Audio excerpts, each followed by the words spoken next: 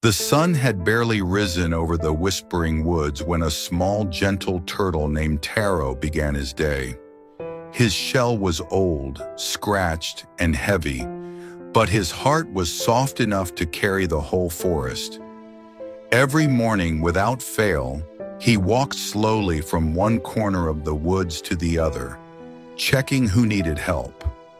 A squirrel struggling to carry too many acorns? Taro picked them up on his back. A family of birds trying to build a new nest?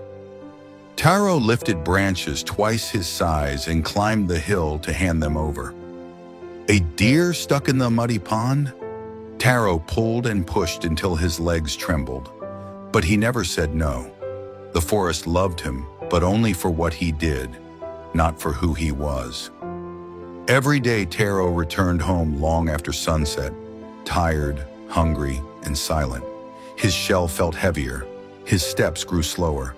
But whenever someone called his name, he smiled and said, "I'm fine. What do you need?" He wasn't fine, not even close. One afternoon, dark clouds filled the sky as a storm approached. The wind blew so hard that even the strongest branches snapped. Animals panicked, running everywhere for safety. Taro rushed from one place to another, helping as many as he could. He held a fallen log so a rabbit family could escape. He pushed a beaver's half-finished dam back into place. He guided baby birds to a safer tree, all while ignoring the pain in his legs, the crack in his shell, the way his breath kept shortening. But he kept going, because that's what everyone expected from him. Finally, as he tried to move a heavy branch blocking the fox's den, his legs shook violently. A sharp pain shot through his shell, and this time, his smile couldn't hide it. Before anyone could stop him, Taro collapsed onto the wet ground. The forest fell silent. The animals rushed toward him, the same animals he had helped every day. The squirrel touched his cracked shell. The deer bent down, trembling. The birds circled above him, crying. Only now, they saw it, the truth they had ignored for years. The one who carried everyone had no one carrying him. The squirrel whispered, "How long was he helping us like this?" The deer said, "Why didn't he ever ask for help?" The owl finally answered, "Because he thought he had to be strong, even when he was breaking." The storm passed, but the guilt stayed. For the first time, the forest gathered not to take from Taro, but to give back. They lifted him gently. They repaired his shelter. They brought him food. They made him rest, forcing him to stop pretending he was unbreakable. Days turned into weeks. Slowly, Taro began to heal. Not because he was strong, but because he was finally supported.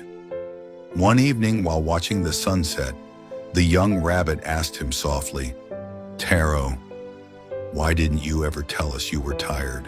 He looked at the horizon, eyes calm but sad. "Because," he said, "I thought helping everyone made me good. I forgot I was someone too." The rabbit lowered his head. "We should have noticed." Taro smiled gently. "You can't blame others if you refuse to speak your truth. Even strong hearts collapse when they carry too much alone." The forest never treated him the same way again. Not because he was weaker, but because they finally understood him. He still helped, but not at the cost of himself. He still cared, but he cared for his own body and peace too. And the forest learned something it should have known long ago. The ones who look the strongest are often the most tired. The ones who help everyone are often the ones who need help the most. And the ones who never complain are the ones silently hurting. If you're like Taro, always carrying others, always staying strong, always pretending you're fine, remember this: you deserve rest too. You deserve care too. And you're allowed to say, I need help, because strength is not carrying everything. Real strength is knowing when something is too heavy. Share this story with someone who always helps others but forgets themselves. And subscribe if you want more stories that heal your heart and guide your life, one tale at a time.